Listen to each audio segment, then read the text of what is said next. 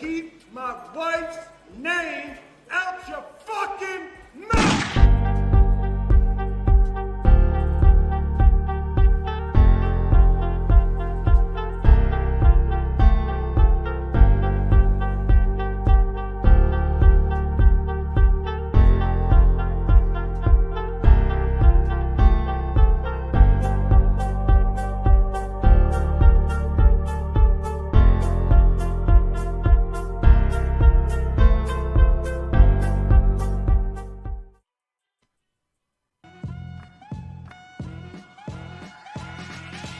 This episode is brought to you by FairDesk, a crypto derivatives trading platform founded by 6 former Binance execs and 3 former Morgan Stanley architects. FairDesk is a company focused on building a platform that enables traders to profit from both rising and falling markets. Sign up today and CB will credit you up to $600 in trading funds. For more information, visit fairdesk.com, link in the description below.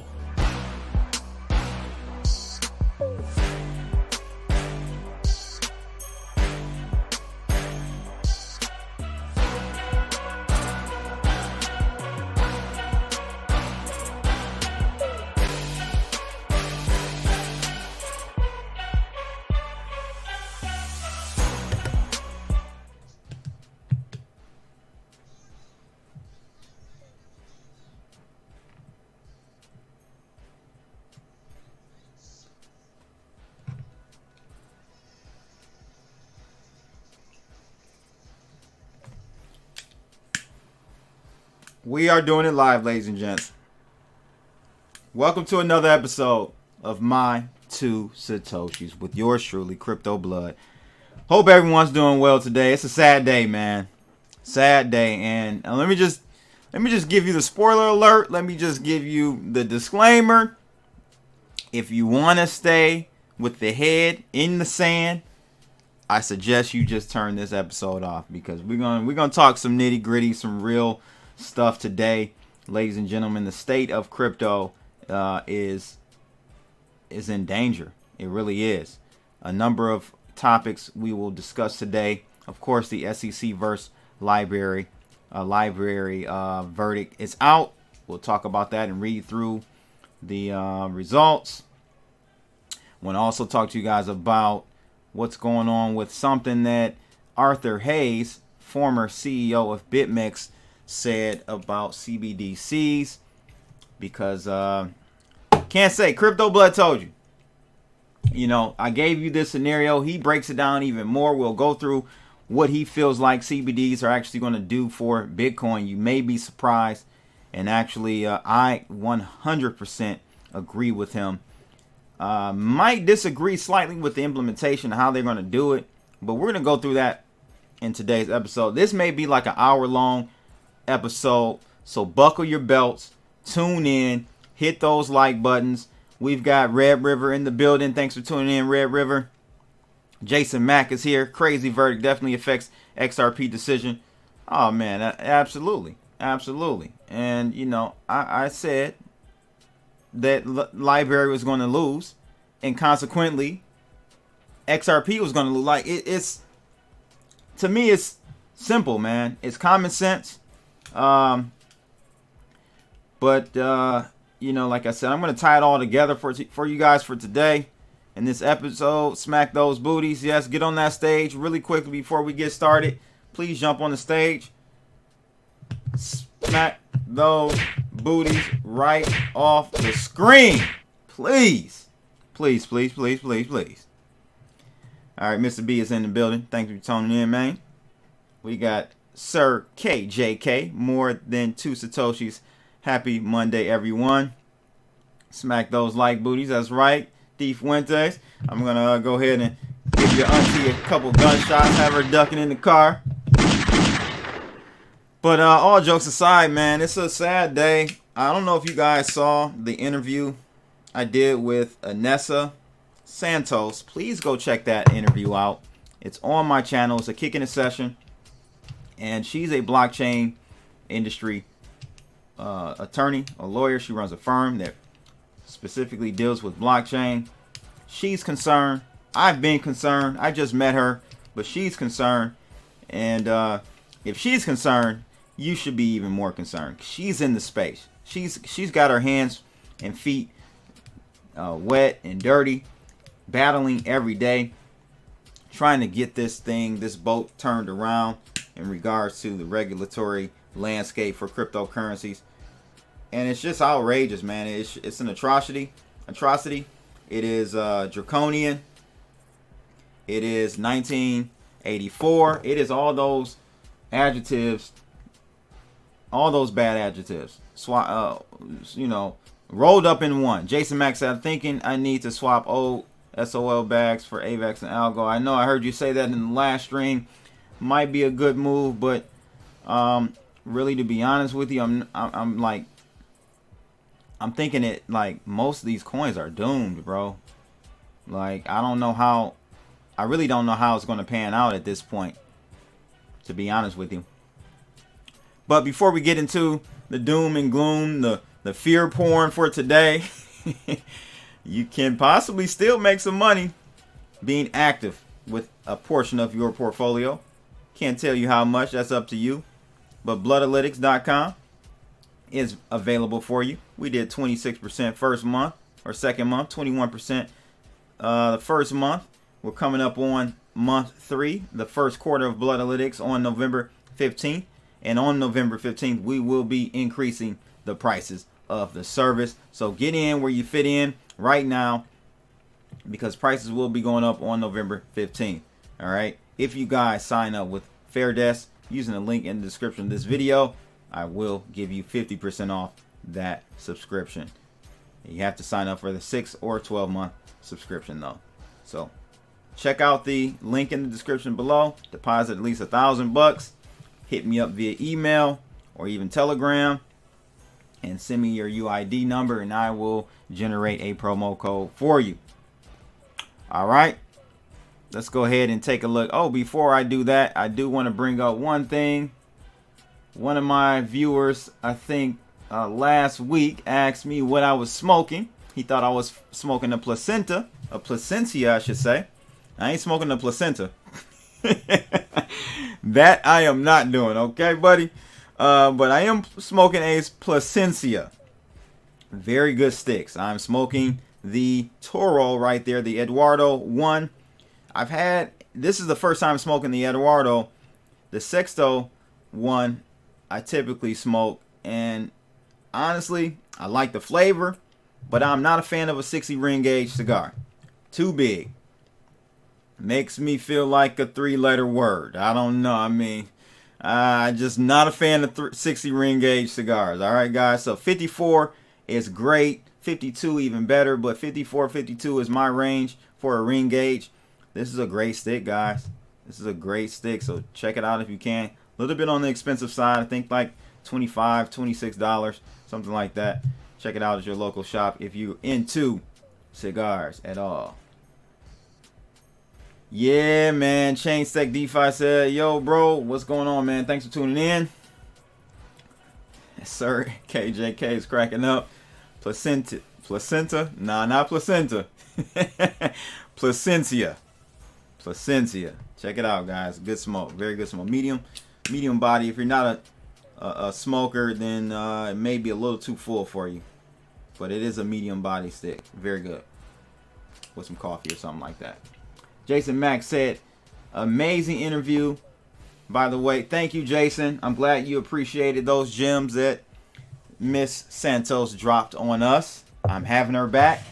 She did not know about the LBRY case. I'm sure she's well aware of it now. I told her about it last week.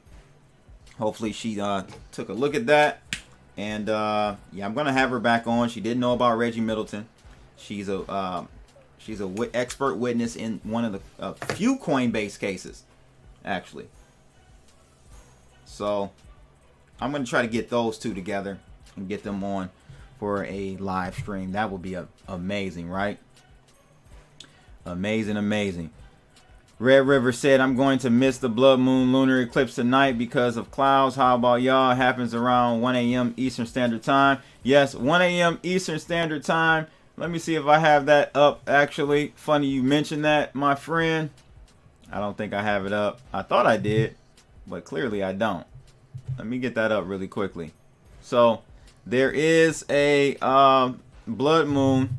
It's called the Beaver Blood Moon. Okay. Yes, you will see Crypto Blood's face hologram on the moon tonight at 1 a.m. Eastern Standard Time.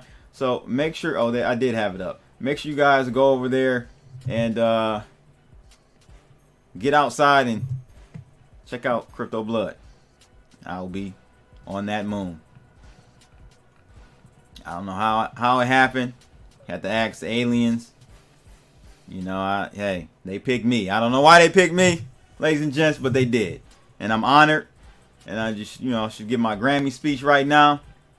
But I won't. But yeah, Beaver Blood Moon tonight, 1 a.m. Eastern Standard Time. Oh, man. A lot of people think it may have some effects on the markets. I don't know. I believe in that stuff. I'm not into the astrology. I believe it. There's some truth to it, though. But I don't follow it or implement it in any of my trading. So, hey. Andy Lee says she's listening while cooking. What are you cooking, Andy? Bring me over a plate. Bring blood over a plate, please. I am hungry. All I've had was some coffee and a cigar so far today. I'm going to go eat after this live stream. But please, pretty please bring me some cooking over, won't you, Andy? Delivering crypto to all the good boys and girls. Right. Then MIB be at your door later. MIB? Men in Black? Yeah. Maybe. Berto says, so only Bitcoin and Ethereum are safe from the over regulators. I'm even questioning, sir, Ethereum. Okay? So, I don't know, man. Bitcoin for sure. But again, I want everyone hit those thumbs up, because again, we got to get as many people in this live stream as we can tonight, today, this morning, wherever you are, because I'm going to go over some really important things. So get on that stage, smack those like booties off the page. We need as many people as we can. 31 in the building right now. We need to get that up. You know they suppress Crypto Blood, so let's share this video. Cannon barbecue chicken. Never heard of that. I don't eat chicken. This black man does not eat chicken. Can you believe that? I do not eat chicken. Andy Lee ain't using seasoning. Oh, man, come on. Just because, come on, man. Face on moon. Yeah, I hear you, bro. Jason Mack said, guys from Polkadot are saying they are a software and safe. Nah, ain't nobody safe, bro. I'm sorry, man. This is just ridiculous. They can say all they want. I'm sure there will be tokens that won't be deemed securities, but I'm so confused as to which ones they would be. I have no clue. I have absolutely no clue. I KO'd that. Thank you, Omnibone. I appreciate that. Everything currency shadow ban already. Yeah, man. I'm already shadow banned, bro. I already know. But we're going to keep it moving. And to help facilitate this movement, you guys need to get over to Rumble in the jungle. Rumble.com. I'm going to drop my link now for you guys in the chat room, so you can go follow CBTV on Rumble. There it is for you. Please go subscribe to the channel. I think I have like 19 people now. It says 17. I'm just hitting the refresh. No, I have 17. So 17 subscribers over there on Rumble. Go over there. Please subscribe and support the channel over there. We're going to be doing uncensored content. Once I hit 100, I think, subscribers, I can go live even. So hopefully that happens very fast. Y'all need to sign up for Blood's Rumble. Yes, please. Thank you, Mr. B. Thank you. There it is right there. Crypto Blood. I put the link in the description. There's that video with Anessa. Great interview, guys. Go check it out. She was dropping some gems for sure. Go ahead and share the link chat before we get started. Yep, just shared it. Thank you. And I don't know if I have Red River as a mod or not. Let's go ahead and make him a moderator really quickly. I think he is. If you are a mod, go ahead and pin that to the top, my friend. Pin that bad boy to the top of the video, or the chat room, I should say. Let me see here. Thought I had Red River as a mod. I'm going to check right now, though. Yes, he is. So Red River is a mod. So please go ahead and pin that if you can, my friend. Greatly appreciate that. So other than that, guys, I mean, we've got a lot to cover today. It's going to be a heavy live stream, to say the least. Let's take a look at what we have going on with the markets, though, because I'm seeing a bounce off of the bottom, or top, I should say, of the channel. We did see a sell-off kind of happen around when the news hit the wire about Binance and FTX going back and forth. We'll talk about that here in a second. But it looks like we may be forming a bottom bounce off of the top of that channel. But I'm not convinced just yet, because honestly, to complete this pattern, we have to actually get back above this trend line right here. We got to get back above there. If we don't, we may run up there and test it and bounce back off, or we may not. Who knows? One thing's for sure, you ain't got a crystal ball and I ain't Miss Cleo, so who knows? I just follow the trend. I follow the whales via price action, via Bloodalytics, guys. That's all I do. I don't try to get ahead of it and predict which way it's going to go. 9 times out of 10, you're going to be wrong. No, I was saying pin the link that I dropped there, if you could, Red River. Oh, okay. All right. He's on mobile, so he won't be able to. If I have any other mods in the room, actually, I can do it right now. I think because I can, yeah, I can do that right now. Let's get back in there and pin that. So I'm going to pin this really quickly, guys. Give me a second. Pin that message to the top. So the pinned Rumble link is now available for you guys. So go ahead and subscribe to the channel over on Rumble, where I will be doing some uncensored content here and there, and try to do more as, you know, I build momentum. But yeah, let's get into the nitty gritty. Let's go ahead and take a look at what we have going on with Bloodalytics really quickly, because I'm going to give you a trade. You know, you won't be able to see how it follows through and pans through, but I did just close my short from last night. So we did lock in all those gains from last night. We took some profits down here, and we are now long on Bitcoin from our short from last night. I think we are still short on Ethereum. We are still short on Ethereum and still short on Binance token. And this Binance trade, Lord Jesus, we've been in this bad boy for 2 weeks. 28% return on one trade. And we did take some profits on those, on that short trade we took last night too. We took take profits on that, 50%. All right, so we got about 1/4% of that left, or 25% of that trade left on that one. All right. I told you guys about Fairdesk. Get over there, link in the description below. Let's take a look at the Forex Factory. Nothing today. It's a light day. Nothing to really go over economically. But I think we have November 8th. You guys know what's going on that day. But later this week, I think we have, oh, I don't even have you guys on the screen. Later this week, we have CPI. So CPI, November 10th. That's going to be a big one. That's Thursday. That should rumble the markets a little bit. That should rattle them. Be interesting to see what that CPI month to month and year to year comes out. We got core CPI as well. So it will be interesting to see how that pans out. That's a big day for us. So look out for Thursday. Nothing really on Saturday. So the main thing today, or I should say this week, will be Thursday. And we do have something on Friday, 10 a.m. Friday. Prelim, U of M, consumer sentiment. could be a factor, but really Thursday is the key day for this week. We are up in the markets big time. Dow Jones up 1.5% almost. S&P 500 up 1%, and NASDAQ up 1%. VIX is down. Why? I have no clue. I'm still confused on this rally.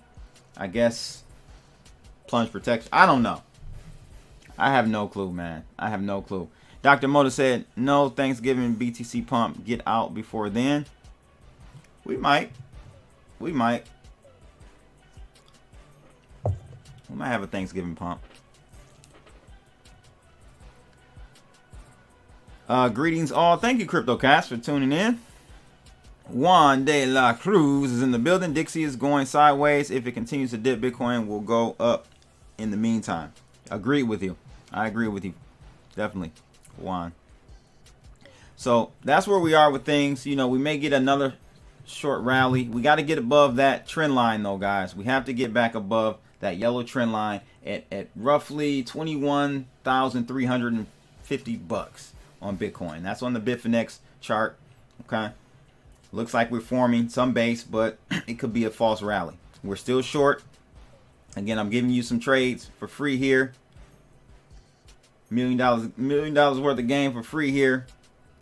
We are long Bitcoin. We're still short Ethereum. Still short Binance. So we'll see there. It's funny because someone asked, and I think we'll talk about Solana. Someone asked, hey man, what about adding Solana to the Bloodalytics? I have 2 more slots open. And I said, what's the point? The system would be literally just to go short and just leave it open. That bad boy Solana ain't going nowhere but down, in my opinion. We'll get to that. I got an article on that. Check this one out, though. This is from TechCrunch, and a very interesting one. So, U.S. DOJ announced a seizure of $3.36 billion in cryptocurrencies from a guy that was dealing with Silk Road. This is crazy. They seized it from his house. I think he's been in jail for a minute for unlawfully obtained Bitcoin.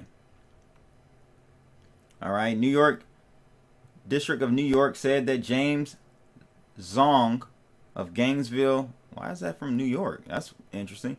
From Gainesville, Georgia, pleaded guilty on November 4th to committing wire fraud in September of 2012. The charge carries a maximum of 20 years. We know they're going to throw the book at him to, make him an example out of him. And they seized 50,000 Bitcoins from his home. Dude, you still lived in a home and you had $3.3 billion? What the hell? What is going on, homie? But anyway, DOJ straight deboed his shit. And it's a done data. Man, if I had 3.3 billion, boy, I would be floating in the sky somewhere. I would have some type of with that type of money, I'm sure you could have created or bought some zero point gravity technology and just been floating in the sky. For real. This guy still lived in a home with 3.3 billion. I would be under the ground or in the sky. One of the two. You got enough money, man. What the hell? I don't know. Law enforcement also recovered $661,000 in cash. 25 cuz I forgot how to say that, but those are basically like these physical Bitcoin coins. They were very popular back in the day. I remember when I got into the space. They were popular back in 2013, 14. Little coins, and they had like a private, you scratch the back off or whatever, and had private key, public key on there. So that's it's crazy, man. The war is starting. I said this was the last Rubicon the crypto markets, the crypto industry would have to cross. I said this back in 17, didn't know when it was going to happen. It is now unraveling. We are getting it, guys. We're at that precipice where once we cross this bridge, it's no looking back, and things will be different from now on, forever. Okay. So those coins he had they were worth about 174 Bitcoin. In addition, additional 11 Bitcoin, and a handful of silver and gold colored bars. Man. The whereabouts of this massive amount of Bitcoin was mystery for almost 10 years. It was the largest crypto seizure in the history of the U.S. DOJ at the time, and today remains the department's second largest financial seizure. Yikes, man. It's a war going on outside. Nobody's safe for Debo, DOJ. We need to rename them to Debo of Justice. Not Department of Justice, Debo of Justice. Debo of Justice. Strange timing on this story. Will you say? I'm with you, bro. I'm with you. Best thing for Sol would shake SBF out. Sol will rise just like every other scam. I don't know, man. Possibly, but I you know, midterm to long term, I'm not banking on or betting on Sol. JP Morgan and Maddox sleeping in the same bed. I do not like that. Sounds like an FTX move. Yeah, I guess, man. Sounds like a Ripple move, if you ask me. An XRP move. They're literally deliberately trying to sleep in the bed with banksters. And y'all out here still supporting that piece of shit. Hey, but hey, I'm not bashing you. That's one thing. Crypto Blood will not bash you on the coins you decide to pick. I'm just going to give you my opinion. And, you know, I'm going to respect your opinion. Still love. Still love. 3 billion.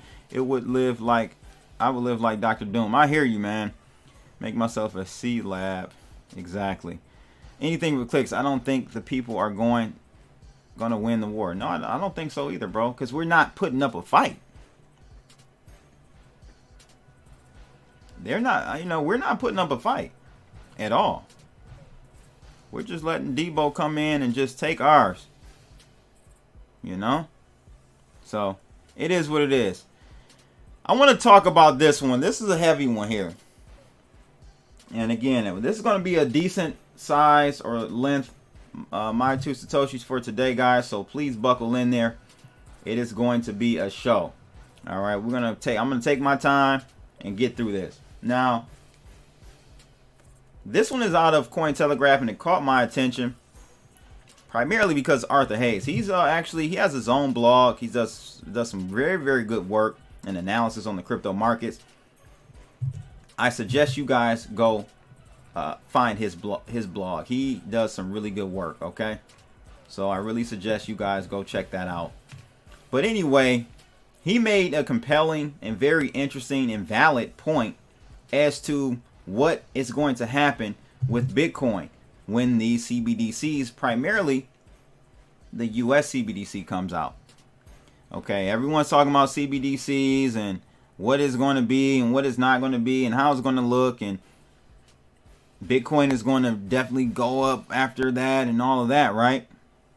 Well, let's take a look at what he feels, and I'm going to actually give you my 2 Satoshis on this as well, because I feel like I'm like right there with him. I'm about 99% on the same page as Arthur Hayes with this one. So what's going on? So he feels like Bitcoiners and banks stand against CBDC dystopia, which is clearly, guys, I told you so. I tried to tell you.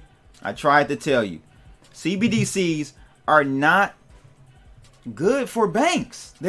Just think about it.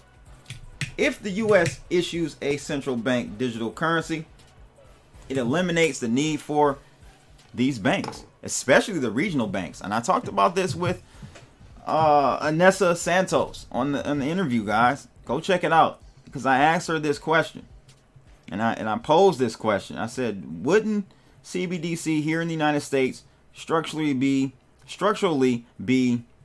a threat for the banking system? She said yay and nay, and she gave a good reason why. I can't remember her reason right now, but I do definitely see regional banks being non-existent.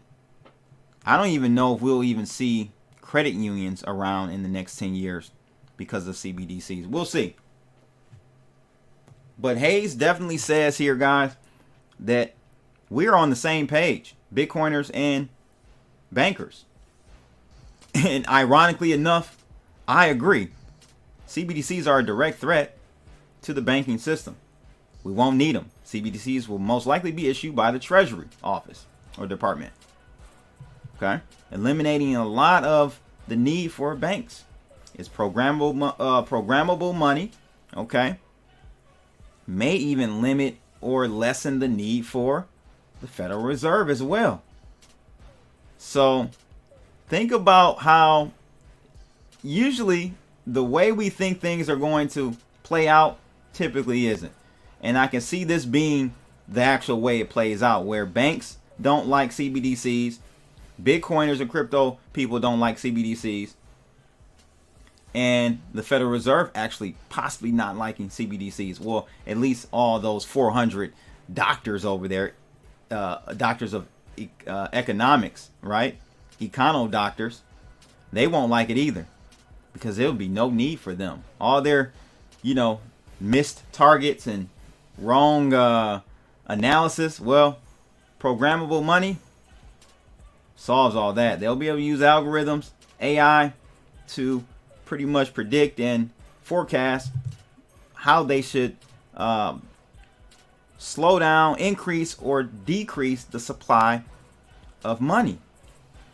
So you won't need a Federal Reserve Jerome Powell up there talking in gibberish in circles. You won't need that anymore. It'll all be programmable and straight to the point. Anyway, among opponents of CBDCs are not only Bitcoiners, he says. However, sharing the cause will likely be the commercial banks they have sought to oust from power with Bitcoin.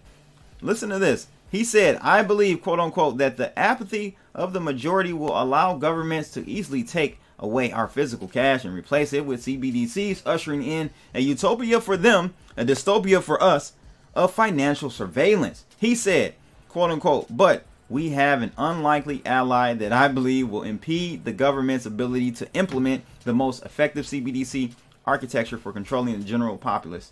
And that ally is the domestic commercial banks. Ironic enough. Can you believe that? I do. This is literally, I didn't see a scenario playing out where they would, I guess I did, because I said that it was a direct threat to the banks. So he's saying in this article that the banks will lobby. They will use those unlimited dollars they have to lobby the regulators, and basically lobby them to the point where they will cut them into this new digital Ponzi scheme. Okay. And it makes sense. It makes total sense. So this is the scenario that CB feels is going to play out as well. Let me get to some of these comments before I move on in the article. Dr. Moda said, dude, didn't know money buys happiness as you buy the, I don't know what that means, bro. Oh, buy the cops. Yeah. Banks are the biggest launderers. The CBDC is going to catch them. Right. Exactly. So the scenario I'm going to spell out for you, sir, KJK, is there's going to be some happy medium. DJ Porter Rock. Cheers from the Lifer gang. Love the show, homie. Thank you, man. Thank you for tuning in. I got to get on Lifer's show. I got to hit him up. We were supposed to do some stuff together. Definitely still want to do that with him. Dr. Moses said, Armstrong calling for a breakup. USA 2027. No 24 election. Nah, we'll have an election. It's going to be a mess, but we will have one. And he's referring to, guys, Dr. Moda is referring to Martin Armstrong. Check him out. He has some pretty good theses out there, for sure. Totek said, in Nigeria, CBDCs were a flop. People didn't trust them. Yeah, but this ain't Nigeria, my friend. We're more sheeple than many other countries, to be honest with you.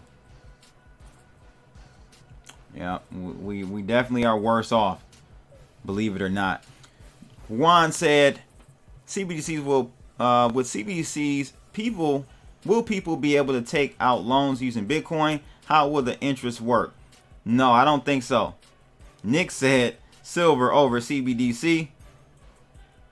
Yeah, silver will be fine, but it won't gain you the value. I'm gonna connect all the dots for you guys in today's episode, because I'm gonna even go further than what Arthur Hayes went in this article, because I think how can I put this? There's a silver lining, but boy, you gotta bend the rules or even break them, in my opinion, for you to take advantage of this. You can't be scared to. Nick Flip, we need to elect more crypto-friendly people. Yes, we do. Yes, we do. Smooth Operator, I haven't seen you in a while, man. Thanks for tuning in. We need privacy coins and atomic swaps. We got them, bro. I'm not comfortable with privacy coins until they are pretty much quantum resistant. Once I see a privacy coin that's quantum resistant, then I'll be more comfortable with those. Anyway, so let me break down how he feels. There are 3 scenarios he puts out here, guys. All right. And this is pretty interesting how he breaks this down. So essentially he was saying that the government, the ideal scenario for the government is to have a direct CBDC model. Okay. Of course, they will want that. Single tiered retail CBDC, which means the CBDC goes straight from basically the government, or I should say retail CBDC architectures and central bank private sector. So CBDC is a claim on central bank intermediaries or central bank onboard KYC.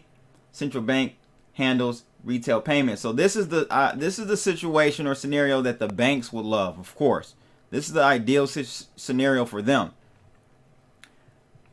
This one is a central bank records retail balance, records retail balances. Okay, hybrid. This is a hybrid CBDC. In this scenario, CBDC is claimed on central bank intermediaries on board via KYC, of course, and handle retail payments. Central bank periodically records retail balance on an hourly basis. And then the intermediate CBDC, which is the central bank records wholesale balances. So CBDC is a claim on central bank intermediaries on board clients, of course, with KYC, execute retail payments. Central bank processes wholesale payments. So he broke up this into like 3 different scenarios, I believe, or 2. He calls these systems the direct model and the wholesale model. Given that he said, quote unquote, that every country that has at least reached the choosing a CBDC model stage has opted for the wholesale model, it's clear that no central bank wants to bankrupt their domestic commercial banks. So what he's saying here, guys, is that essentially, yes, they're not going to. They want to, but they know that the damage, the blowback from an economic standpoint will be so huge that it would almost shoot themselves in their own foot. So they won't do a direct Treasury Department to citizen scenario. They will include in some form or fashion the existing banking system. Now, that existing system would be reduced greatly, I think, with the wholesale model, but they would include them in this so they can make some money and skim off the top like they already do, right? As such, to placate banks, he says, to a certain extent, but still achieve benefits such as eradicating cash, governments may ultimately be kept in check by the kind of entities known for limiting crypto exchange transactions and banning hodlers' accounts. You hear that? All right. So this is what he's basically coming up with. And I agree with him wholeheartedly. Get ready for this. Okay. Let me see what Wisdom Bars is saying here. One of my YouTube members just made a Rumble account and followed you there. Appreciate it, my friend. Let me go ahead and lick a gunshot for you and give you a round of applause for that. I appreciate that. I appreciate that, my friend. So capital controls are coming is what Mr. Arthur Hayes has concluded. Jeremy says CBDC is currency. It's not money. There is a big difference. in what is money and what is currency. CBDC is a surveillance technology. Absolutely. But what does that mean, though, Jeremy? That still doesn't mean that they won't implement it on us, and most of the sheeple won't give a hell. They already don't know the difference. They're uneducated. They're not us. You know, everyone watching this stream right now has somewhat of an idea of what currency is and what money is or isn't, right? So I'm kind of speaking to the choir in regards, or we're speaking to the choir with that statement in regards to what money and what currency is, the difference. But to the masses, they don't know. I'll give you a quick story, anecdote.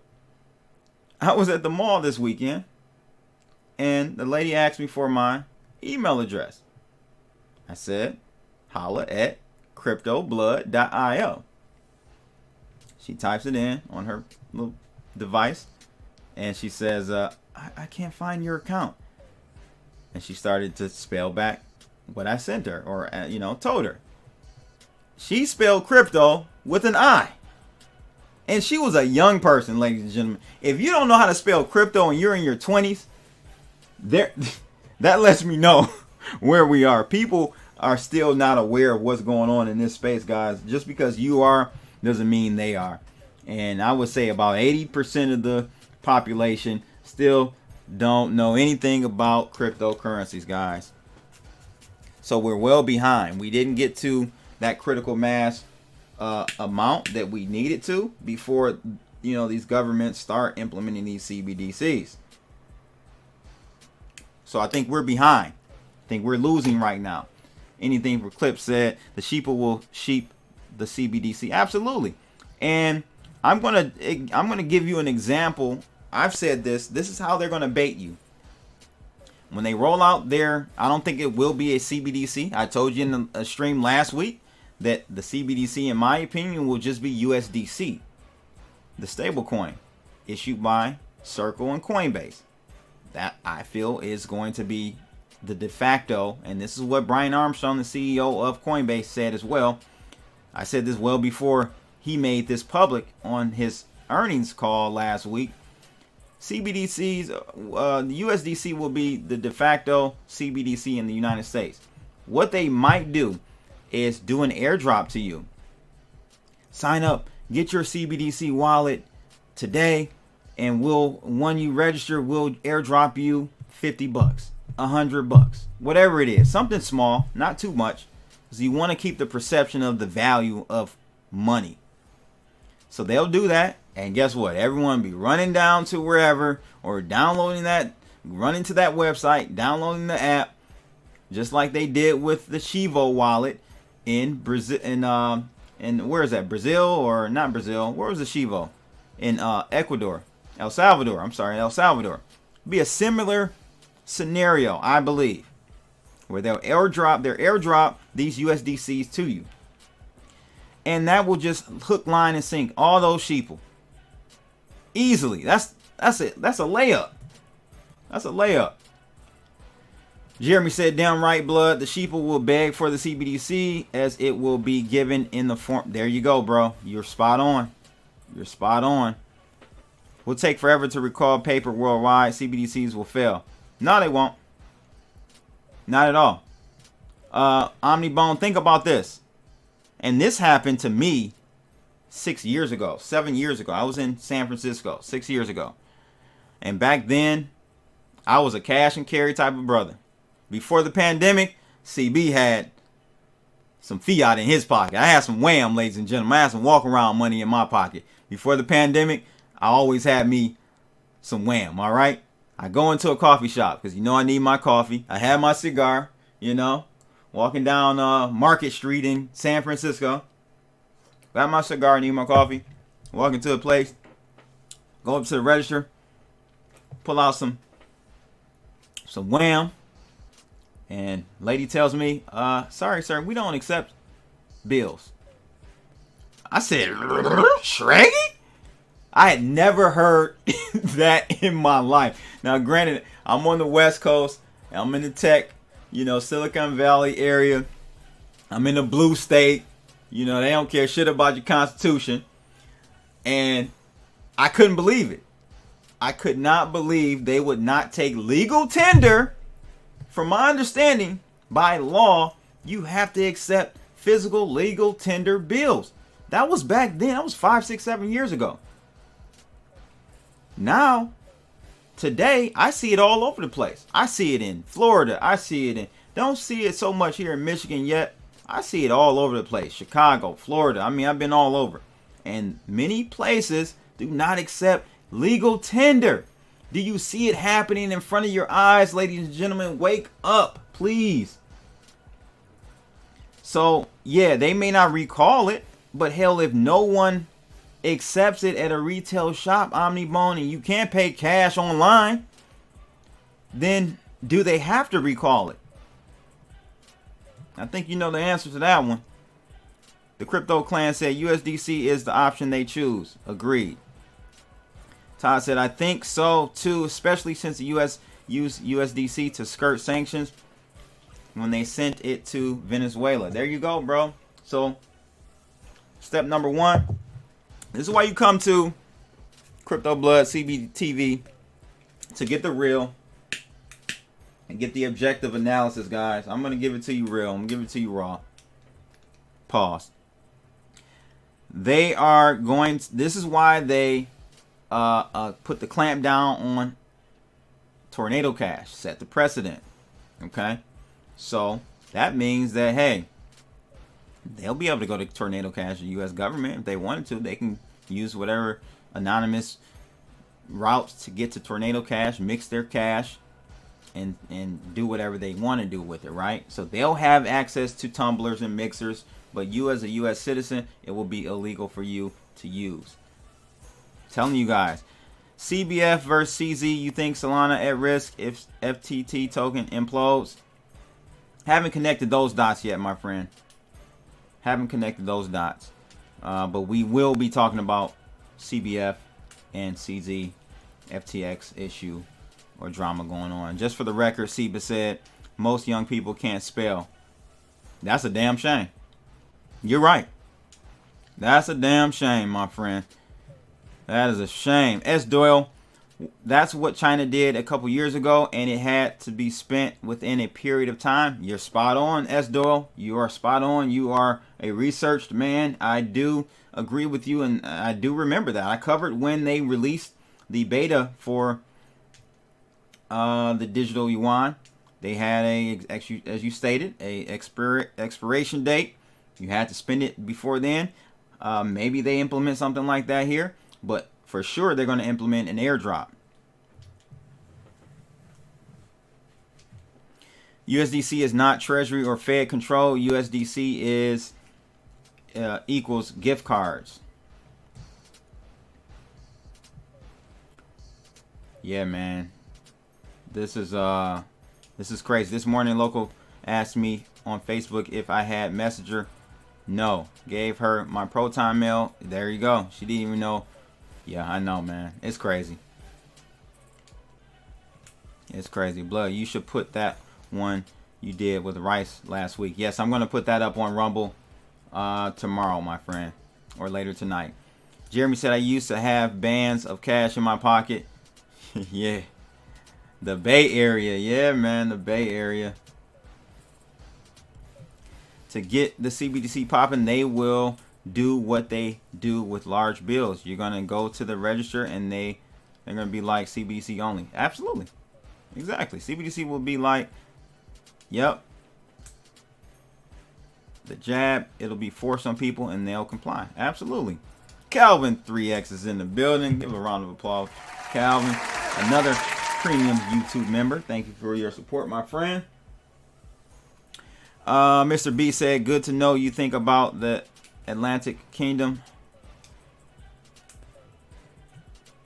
Has anyone ever audited? Yes. USDC is audited monthly or weekly? I think monthly. USDT, they have had audits, but they're not as frequent as USDC. Anything for clicks. The government is here to help us. Yes, they are. Of course. Minho is back in the building. Thank you for tuning in. Yes, we are doing it live, my friend. Jason Lenz is here. Thank you for tuning in, Jason. Red River said U.S. House Speaker Pelosi says attack on husband will affect decisions on remaining in leadership. Good. Get your old ass out of here. Dead Game in the building. Thank you for tuning in.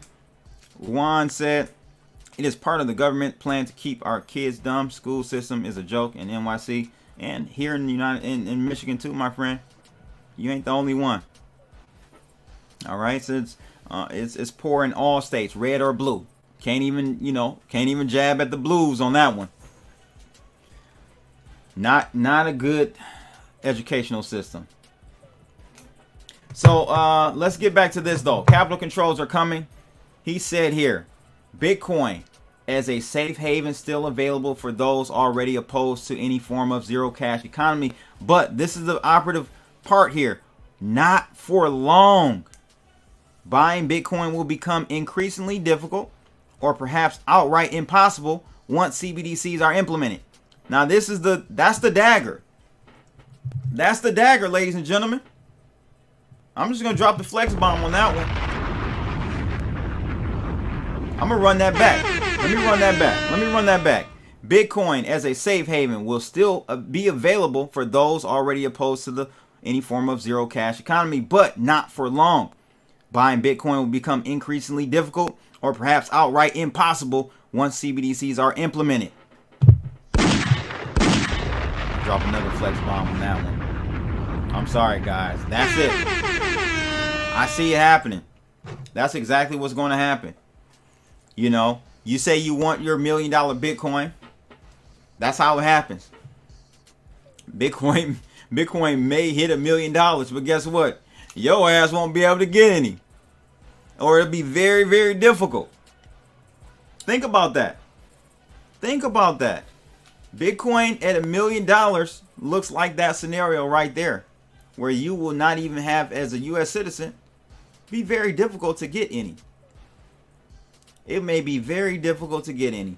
And I can even see a scenario where, okay, they don't want to seem like they are straight up draconian, so they're going to have an illusion of, freedom. So they'll let you buy Bitcoin here in the United States, but guess what? You can only buy it from a KYC account on ramp.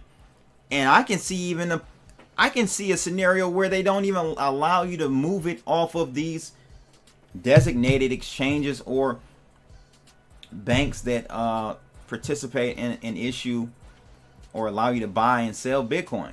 Literally, it may be a closed circuit scenario in the United States where you can buy Bitcoin, sure, just like stocks. You can buy, your Bitcoin or your cryptos, but you can't move them off the exchange.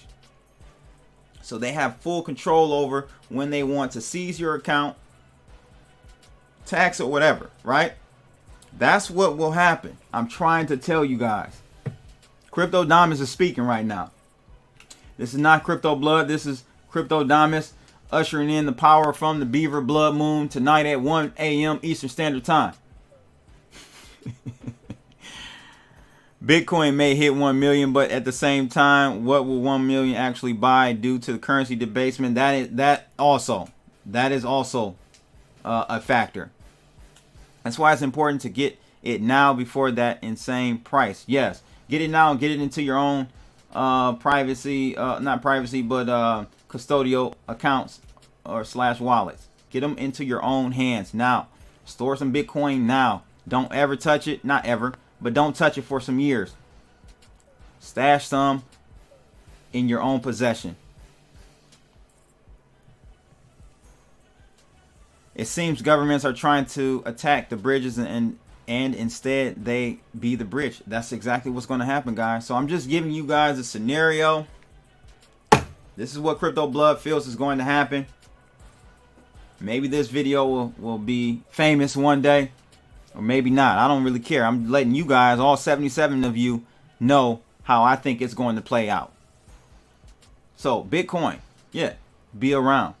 It will be very, very valuable, but you might not have the full access to it in the way it was intended to be used, as being your own bank. You got to remember, that's why I'm so passionate about vocalizing my opinions about how and what direction we're going in this industry. Because back in the day, You know, when I got into the space, it was all about being your own bank, you know, circumventing the banking system. We have gotten to the point where we're fully integrated, essentially. Not fully. I say we're about 80% integrated within the TradFi system when it comes to Bitcoin and these cryptocurrencies. And they're tightening in on that. They're closing that gate. They're ring fencing. That ring fence is getting smaller and smaller and smaller, to the point, at one point in the near future, in the next year or two, you will be at the point where you will not be able to move your coins off of any of these designated exchanges here in the United States. You'll have to keep them there. But Blood, DeFi is the future, not CeFi. Well, you won't have access to DeFi. How can you get your coins over to a DeFi if they don't allow you to move them off of the exchange, off of the brokerage account? How can you get to the DeFi? Are you going to go into the black market and take fiat and meet somebody in the back alley to get some Bitcoin? That may be the extremes you have to go. Literally. I wear a Bitcoin logo on my hoodie at my workplace, and people look at me like I'm an outcast / rebel. Yep, I believe you. Canada is already limiting its citizens of how much crypto they can buy. I think you're right. I think it's 3 a.m. your time. Okay, it may be 3 a.m. my time. All right. So whatever time, just go look it up in your time zone and wake up in the middle of the night, or if you're on the West Coast, should be still kind of early, and get outside and see Crypto Blood's face on that moon. The Beaver Blood moon is coming for you. Get your keys off the exchange. Yes, you got to do that, guys. You got to get your keys off those exchanges right now. Eternal Screens in the building. Shout out to you. CB is dropping sage advice, y'all. Listen. Thank you, man. Double-edged sword. Gonna have to take these gold bars to get Bitcoin. Yep, that's a possibility. But I would just say, you know, it's not gonna happen tomorrow. It's not gonna happen in the next 6 months. But why not be prepared now and start whenever you get some extra cash, buy a little Bitcoin, send it off. Send it off to your external hard drives, your hardware wallets. Send them off. Little, just accumulate a little at a time for that day when they drop, almost like they did in 1971, 72. Nixon took us off the gold standard. They're going to take us off the Bitcoin standard. How about that? It's going to happen. We don't know when. So, because we don't know when, be prepared now. Stay ready so you don't have to get ready, ladies and gentlemen, basically is what I'm trying to say. All right. So that's kind of my analysis on that. I pretty much agree with him. I think Bitcoin will be essentially ring fenced within when I say Bitcoin, I mean Bitcoin and subsequent cryptocurrencies. They will be ring fenced within the United States to the point where you will not be able to move them off any registered exchanges. All right. So they can keep a hold and track on what's going on with your wallet. So again, my advice is to first, like Mark just said, smack those like booties. Get on that stage. Get on that stage. Smack those like booties. All right. Other than that, my advice is to slowly but surely start moving those coins onto your own hardware wallet. So by the time they drop that ban, man, you'll be in a great position, guys. You'll be in a great position. All right. Let's take a look at this next one because this is interesting. It started heating up last night, over the night. I think that may be some of the reason why we're seeing a sell-off in the markets. All right. But this happened and crossed the news wire about 16 hours ago. Binance liquidate its entire FTX token holdings after quote-unquote recent revelations. What revelations were these? I'm gonna be honest with you, man. I'm starting to like CZ more and more. I already had a respect for him, but this guy, I really like what he, he draws hard lines in the sand. Right or wrong, sometimes, you may not agree with him. but at least he has the gall, the courage to draw lines, man. You know what I mean? That's what we miss here in our society. We don't have people just stand up for what they believe in, and that's it. Tabitha Flynn said, "What's your thought on using Exodus as a wallet?" That's fine. Exodus is fine. You can use Exodus. Yeah, I have no problem with Exodus. All right, so in a November 6th, which is today or yesterday's tweet last night, CZ said the decision was made after recent quote-unquote revelations that have come to light. In a later tweet, he explained that they are liquidating their FTT token position just as post-exit risk management. Here's a quote: "Liquidating our FTT is just post-exit risk management, learning from Luna. We gave support before, but we won't pretend to make love after divorce. We are not against anyone, but we won't." This is the part right here, guys. That's the part. That is the operative part in this right here, baby. "But we won't support people who lobby against other industry players behind their backs." Ooh, straight shot at FTX, Sam Bankman-Fried. Ooh wee. Ugh. Gotta give you the jigger one on that one, boy. Woo. Telling it how it is, man. Telling it how it is. Alameda Research CEO said in a tweet on November 6th as well, however, that said that the balance sheet wasn't reflective of the industry of the true story, noting that the sheet in question is only for a subset of their quote-unquote corporate entities, and other assets worth over 10 billion aren't reflected there. Let me just ask this question. You think that CZ didn't know that? You think he only assumed it was for you don't think he knew the details on that? Of course they did. So what is Alameda / FTX trying to hide here? That's my question. Is Sam Bankman-Fried in some trouble? I don't know. But I do know that he fired back, SBF did, in a response saying, number one, a competitor is trying to go after us with false rumors. FTX is fine. Assets are fine. And he goes into details below. I'm not going to go through that, but I was wondering why Binance Token wasn't on FTX. Now I kind of understand why. So what do you guys think about this? Do you think FTX is in trouble? Do you think they have some type of liquidity issue? I thought that, they were pretty aggressive in spending a lot of money to save, quote unquote, the industry earlier this year when we had a lot of issues. But what do you guys feel about this? Do you think there's smoke where fire is actually there? Let me know in the comments, in the chat room. I definitely want to know. Roland Wishers said he knows something and he always keep it 100. Yes, he does. To put them in the same breath as Luna. That's what I'm saying, bro. I don't know, man. Could be something brewing there for sure. And you got to understand something.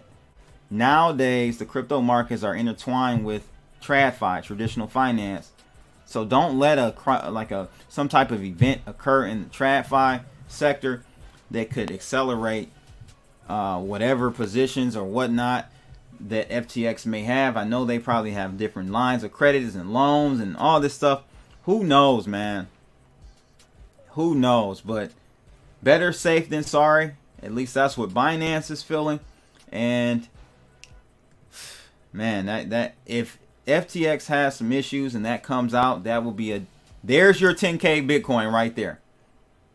There's your 10K, 8K Bitcoin right there. S. Doyle says CZ is the man, also probably one of the richest in the world, if not the richest. Yeah, he's probably number 2 behind Elon Musk. But I would say he's probably realistically richer than Elon Musk. A lot of Elon Musk's wealth is in his overinflated stock value, with Tesla. So I would venture to say, S. Doyle, that CZ is probably the richest man, for sure, in nominal terms. So Minho says CZ himself never kept your crypto on any exchange. What does that tell you? There you go, man. Juan says that in the future, do you think that the government will make it illegal to move your crypto from hardware wallet back to exchange? Yes, unless that wallet is whitelisted. So even if you start trickling out now, you'll have to figure out a way to, if you want to cash in or do something like that, got to figure out a way to do what you want with those coins. I even see, ladies and gentlemen, this is, you got to connect all the dots. I even see a scenario where at point of sale devices in retail stores, they won't be able to accept any coins that aren't whitelisted, coming from whitelisted addresses. That's how serious this will get, ladies and gents. I'm telling you, when a nation is falling, they will go to extreme measures. So I even see that happening. What's the FTX Solana connection? I don't know. I'm trying to figure out the Solana FTX connection. Someone help me out with that. Sam got too much money to play with, but so does CZ. CZ has more money than Sam. If the Central Bank of Switzerland is having liquidity issues because of tech investments, it's possible that FTX is as well. Exactly. Exactly. Good point, Red River. Stand for nothing, fall for anything. Amen, Crypto Cats. Looks like smoke. They have Brady invested with other celebs. The marketing is slowing down and people have lost interest in investing, not the hardcore cryptos, but the public. Right. I believe I hear Elon say that Vladimir Putin was wealthier than he was. Okay, yes, I agree with that as well. So, low key, good point, Red Robles. I believe Vladimir might be up there as the wealthiest guy in the world, but you have to also include these Saudi Sikhs or sheiks. They're up there too. So there's a lot of untold wealth, undocumented wealth around the world. These lists that you see on Forbes, that's just smoke and mirrors. You know, Elon is not the wealthiest guy. See, the wealthiest people don't want you to know they're wealthy. Okay? So, yeah, there are people out there that are more wealthy than, or wealthier than Elon and probably even Vladimir Putin. Oh, okay. So SBF Alameda has a boatload of Sol. Okay, got you. So that could mess up their balance sheets.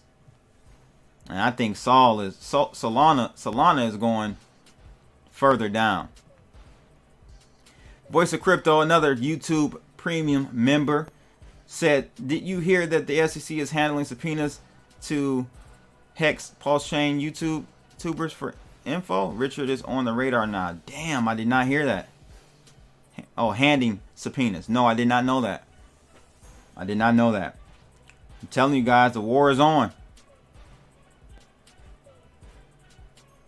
Word is that FTT is dumping Sol and rolling it into FTX to keep price of FTX up. Interesting.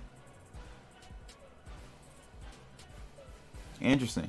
You guys are dropping some great tidbits out there in the chat rooms. I really appreciate all your support. 54 people in the building. They're knocking us out. We had up over 70 people in the building. Let's get those numbers up by smashing those like booties for me. Speaking of Solana, this Decrypt article is saying that Solana is down due to slowing, dwindling NFT marketplace activity or NFT industry activity. This is some bunch of bull. Okay, this dwindling isn't anything new. We've been seeing a slow dying of the NFT market or industry for the whole year, for the last 11 months.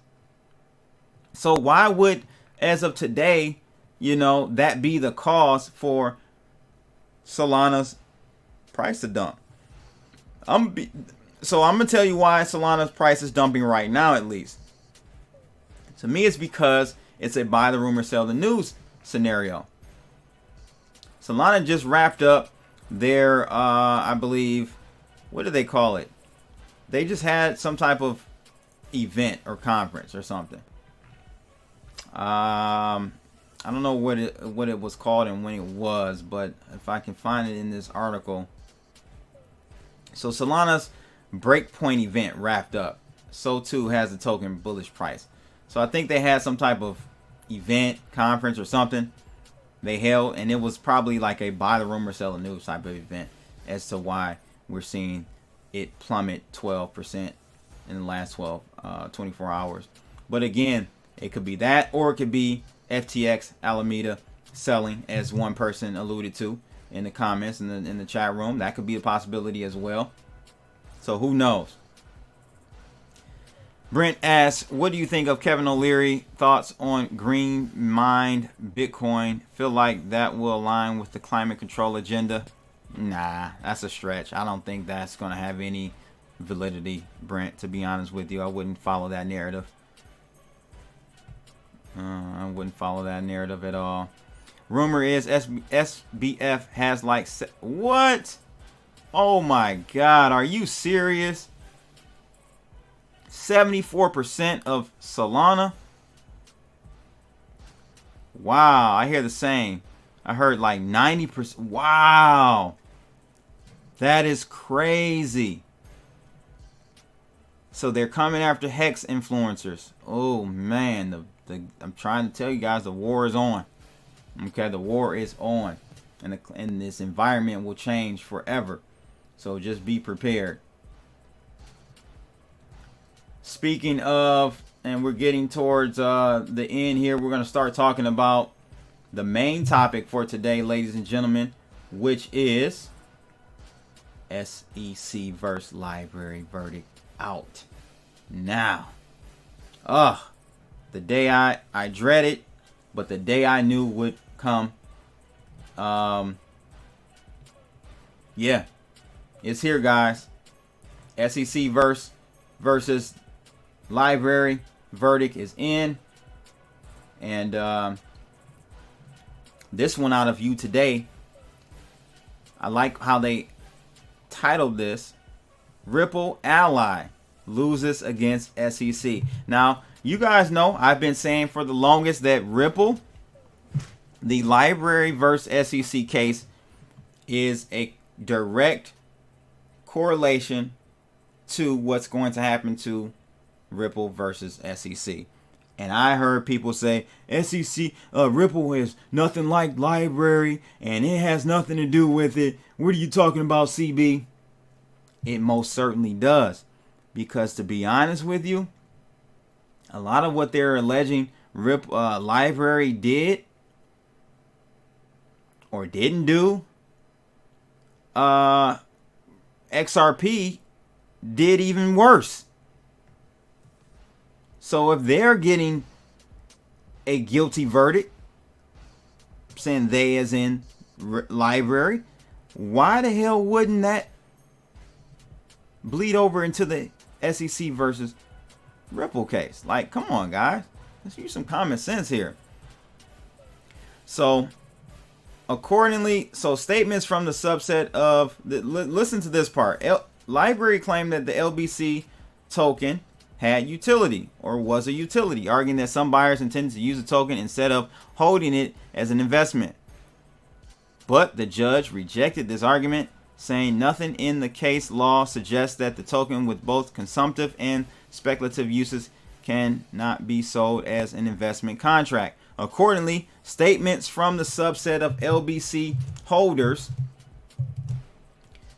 that they purchased LBC for use on the LBRY blockchain is of limited relevance in determining whether LBRY offered it as a security, the judge stated. While some unknown number of purchasers may have acquired LBC in part for consumptive purchases, this does not change the fact that the objective economic realities of LBRY's offerings of LBC established that it was offering it as a security.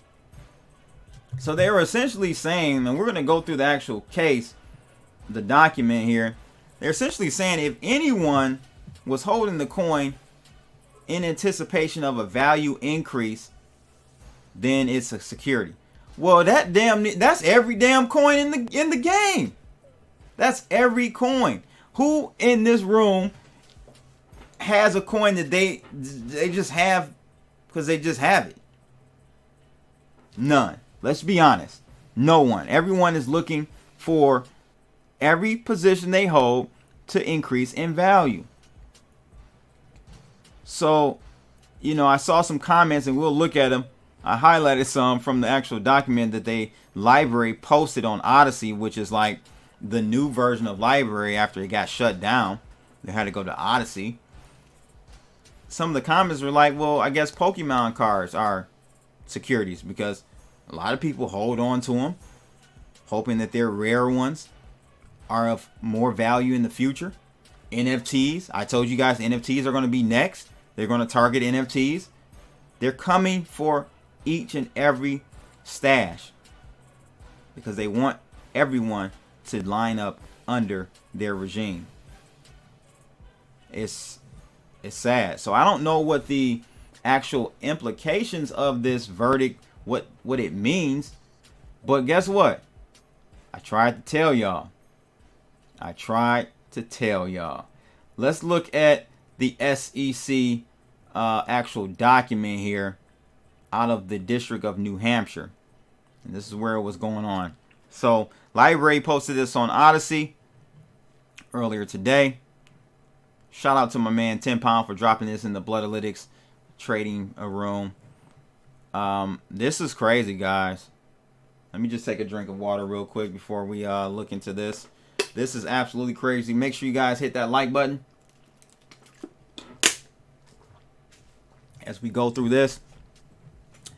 This is a summary judgment ruling. So, some of the background on it or whatever. I'm going to try to get to the part because I couldn't highlight it here when I was reading it. Let me see here. LBRY network was designed to eventually have a circulation of approximately 1 billion. So they had, I think, pre-mined 400 million LBC tokens. So that was an issue that the judge cited as well, that they pre-mined 400 million tokens. Someone tell me if Ripple pre-mined any of their tokens. Let me know. So they said here they pre-mined 4 million LBC tokens for itself. Okay. It then sorted its LBC tokens into 3 buckets. 200 million into the community bucket to be used for spreading usage and adoption of the network by rewarding early adopters, recruiting producers, and rewarding contributors to the community. 100 million of those tokens into the institutional fund to allow for the formation of institutional partners, as well as for grants and donations to nonprofits and other NGOs with similar values as LBRY. And then thirdly, 100 million into the aptly named operational fund to be used for operational purposes. However, check this out. LBRY's co-founders largely self-funded their initial development efforts. So they didn't do an ICO. They did not do an ICO. But they did raise a small amount of funds from a number of angel investors. In September of 2016, the company also obtained $500,000 in debt financing through Pillar VC, a venture capital firm. Since then, LBRY has largely relied on sales and transfers of LBC to fund its operations. Let me see if I can zoom in for you guys a little bit on that. Get close on up on there. All right, so it goes on to say LBRY assigned 2 million of its pre-mined LBC tokens to Pillar to extend the company's debt financing. All right. It sold 1.7 million LBC to 3 other entities. Flipside Crypto, a company that identifies, acquires, and stores cryptographic assets for investment clubs. and a pair of online trading platforms, Shapeshift and CoinEx. It sold more than 9.8 million LBC to the public directly through a LBRY application, and another 44.1 million through various digital asset trading platforms, MoonPay being one of them. The SEC brought this enforcement action in March of 2021. So look at this. They did all this in 2016, and they just in 2021 last year issued an enforcement. Now, LBRY, one of their pushbacks is that in 16 there was no clear guideline on what the hell was supposed to be a security and not, because you guys weren't even covering it. So they're literally penalizing LBRY for laws or guidelines that didn't even exist back then. What were they supposed to travel backwards in time and undo it until it just, guys, this is so wrong. This is so wrong. Minho said we in trouble if every crypto is a security. Red Sniper said then what that means for baseball cards art exactly. Or I'll go one further for you, Red Snapper. What does it mean for a lottery ticket? Because we definitely ain't buying a lottery ticket for $1.9 billion prize just to buy a lottery ticket. Should the lottery ticket be a security? Because we all are looking to make money and win something from purchasing that lottery ticket. Oh, no. That's okay, because your odds are so low. We want you to throw your money away. We know you won't get rich from that. They're fine with that. As Anessa said in the interview I did with her, hey, if you're looking to make money, then that's when they have a problem. If you're looking to increase your wealth, then that's when they have a problem. That's when they want to protect you. Right? That's when they want to protect you. It seems that way. The SEC brought this enforcement action in March of 2021. The agency's sole claim is that LBRY's unregistered offerings of LBC violated Section 5A and C of the Securities Act. The SEC seeks injunctive relief, disgorgement of monies obtained through LBRY's offerings, and civil penalties. So they're going to have to pay disgorgement. They're going to have to pay civil penalties. It's going to definitely rock them. So this is where it gets into the nitty gritty here. Actually, it's section 3, the analysis, is what gets into the nitty gritty. I'm trying to see if there's anything in part 2 that I wanted to summarize with you guys. Doesn't look like it. Doesn't look like it. Let me see here. Okay, yeah. So let's look at the analysis. I'm going to read this part, this section 3. Let me see what you guys are saying here in the comments before I get to that part. Blood, you just said this is your interview with Anessa. Yes, I did just say that. Absolutely. Bitcoin Jesus tweeted that FCC should investigate Ponzi scheme that is Social Security. He's spot on. He's spot on. That is so true. So true. Jason Lenz, they come in after you sneakerheads too. I mean, should they? If that's the case, people are buying sneakers with the anticipation of those sneakers increasing in value. Are those securities? How can you make up rules as you go along and then enforce them? No, better yet, I got one better. How can you make up rules after the fact, years after, then retroactively enforce them on people who were there before the rules were even made up? Remember when Pillar had Switzerland-based ICO and regulation was so unclear that they lifted U.S. participation at the last second? They are still around, by the way. Yes, they are. I don't think this is the same Pillar VC fund, I don't believe, as that invested in LBRY though. Yes, but I do remember that.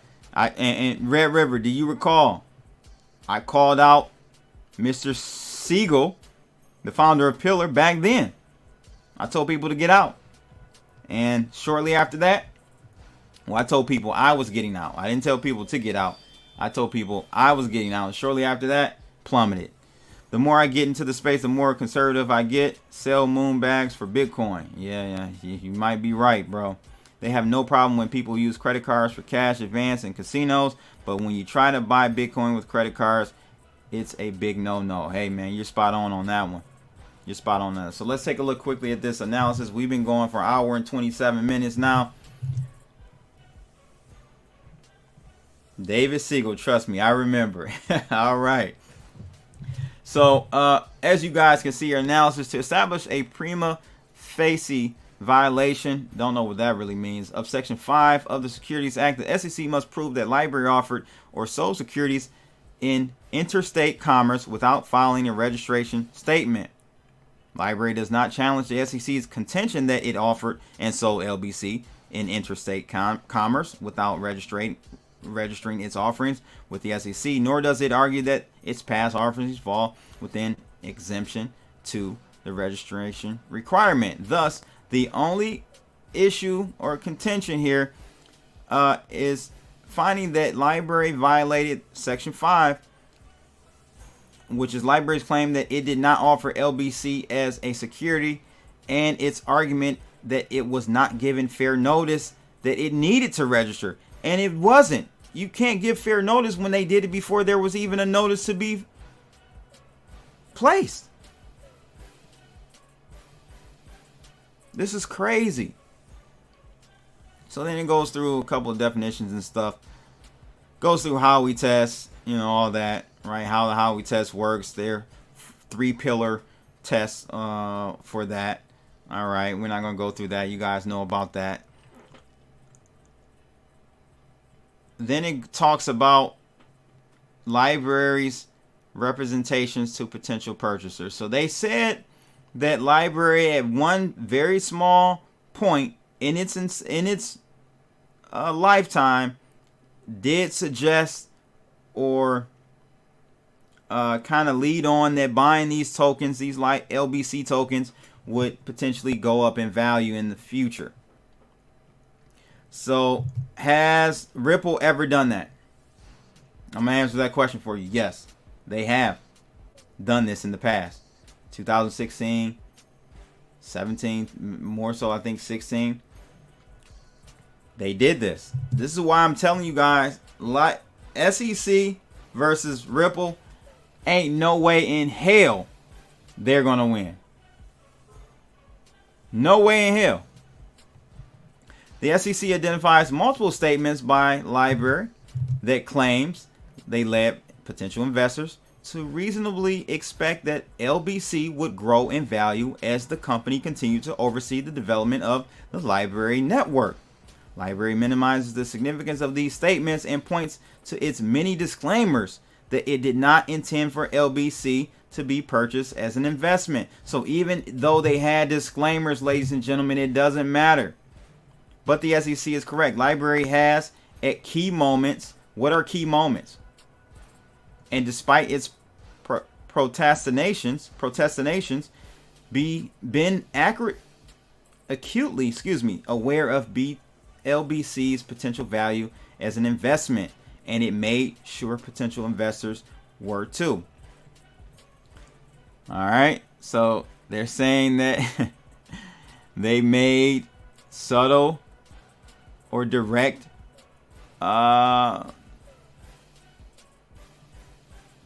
claims that this token could increase in value, even though they had disclaimers. But they were doing that with no real guidelines.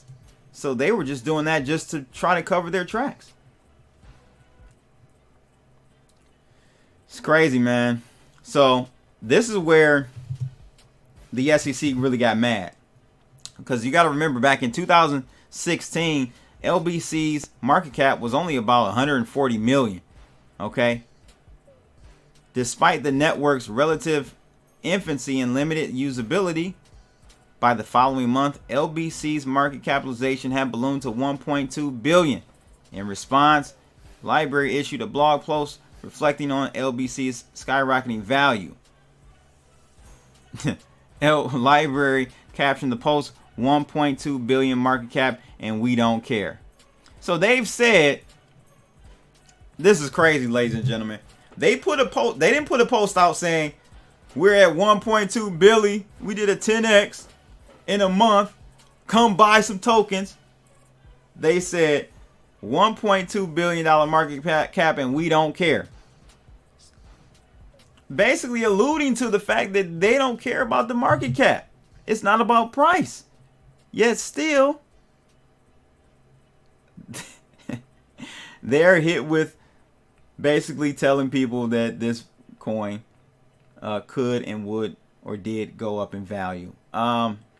This is crazy, ladies and gents. Absolutely insane. Absolutely insane. So it goes on to say in another communication, this time on Reddit, they just kind of go through various examples where they're saying, you know, LBRY said or alluded to or influenced token holders that the price of this token could go up. And they're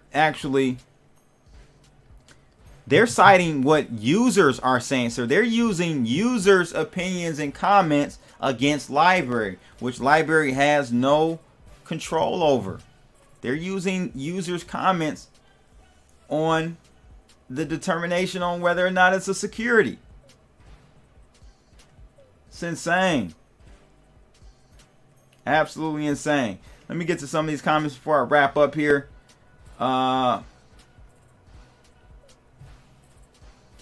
Okay, thank you, Mateo. Thank you. Literally means first face. Gotcha. At the rate they're moving, going out on a date will be a security. Correct. That's a good one. Rolexes are security. Correct. Rolexes are security. Metaverse play to earn gains will be in trouble too. They don't want us to win. Absolutely. Everything is screwed up, bro. You won't be able to play in this game unless you're a qualified registered investor. What happened to the ex post facto law? The Constitution of the United States forbids Congress and the states to pass any ex post facto law. Sir, if you haven't realized yet, Jeremy, maybe this may be one more thing for you to come to the realization. The Constitution is not in act. It is not being enacted right now. That stopped a long time ago. Polkadot worked with the SEC to not be considered security, but rather just software. I wonder why XRP didn't try that. Because XRP was out well before, you know, XRP was out in 2016, 15, 16, bro. Couldn't have. It doesn't matter. Like, they'll go back and say you did this on this date. No matter what you try to do afterwards. You look at Veritasium. Look at Reggie Middleton. He tried to actively and proactively, I should say, work with the SEC. And they denied. They ignored him. And then they came back around and sued him and took all his money. Man, oh man. Juan Fitty. What's going on, bro? Constitution was hijacked a long time ago. Absolutely. They, the bankers and the 1%, are already in position. They are just trying to shake us out now. Yeah, man. So what happens if the SEC wins? What's the next fight? Wins what, Minho? They already won the LBRY case. That, to me, that's the writing on the wall. We should not even be having a conversation about Ripple. It's done. It's a done data. They're citing other people. Mike Vine, a technology evangelist, in an interview he did, explained at Vine how the future of value of LBRY credits would depend on the success of their media marketplace. You know, they're just quoting all types of stuff. So, all in all, guys, it's not looking good. It's not looking good. LBRY does not disavow its statements regarding LBC's value or price, but notes that the statements the SEC identifies constitutes, listen to this, only 0.25% of the total number of posts and messages the company has published since inception. Dropping a flex bomb on that one. Dropping a flex bomb on that one. I'm gonna run that. I'm gonna rewind that one. Okay. LBRY says here, the SEC identifies the statements they identify constitute 0.25 or might as well say 25 basis points. let's go Fed talk right now. 25 basis points of the total number of posts and messages the company has published since its inception. So it literally makes up 0.25% of all publicly posted rhetoric, marketing materials, or whatever. And this is what the SEC leaned on, and this is what the SEC won on. 0.25%. You cannot tell Ripple ain't a security. They did more than 0.25%. I tell you that much. It's over, people. So I don't know what else to tell you guys. Sad day in crypto. Sad day in crypto. I don't know where we go from here, ladies and gents, but LBRY has lost their case against the SEC. Judgment ruling put out today. I just want to highlight some of these and read some of these comments that I highlighted here. This one guy, Just Paul, said, so Pokemon cards, I'm going to zoom in so you guys can see this. Let me see if I can zoom in here. He says here, so Pokemon cards are now officially, quote unquote, a security because some people swap them while others hold them as investment. I expect the SEC to haul Nintendo up in court ASAP. They could troll Reddit for Lego employees talking about Lego sets being a good investment, apparently using common parlance in place of precise financial language in areas that do not require precise financial language is counted as evidence these days. They can round up artists and their agents who dare to use the word investment next.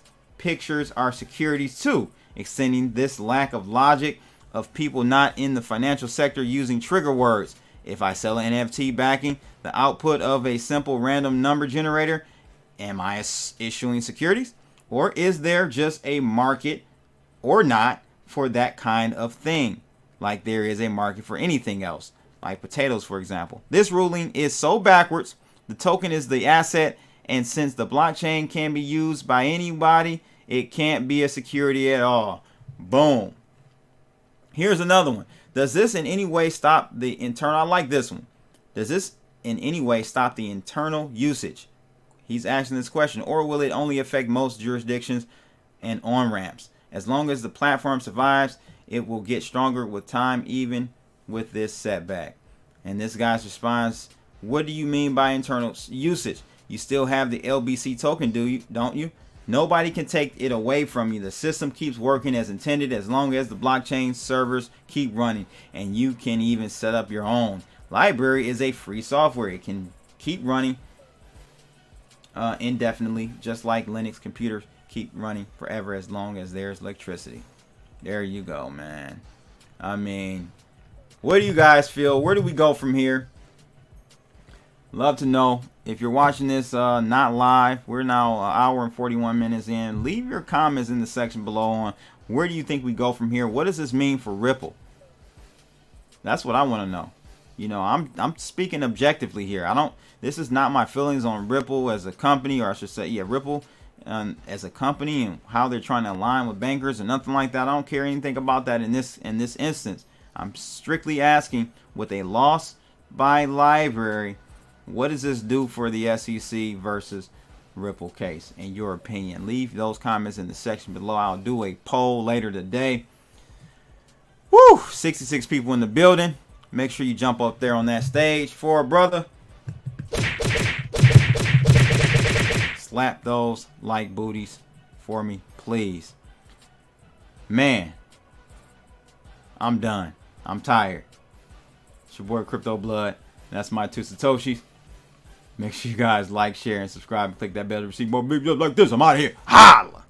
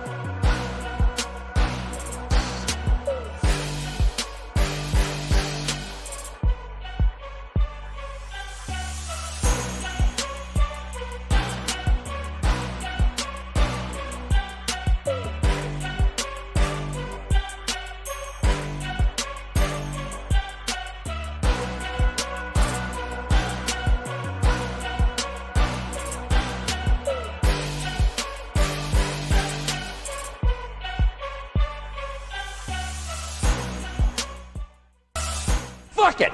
Do it live! I'll write it and we'll do it live! Okay. Ready? Fucking thing sucks! We'll do it live. Okay.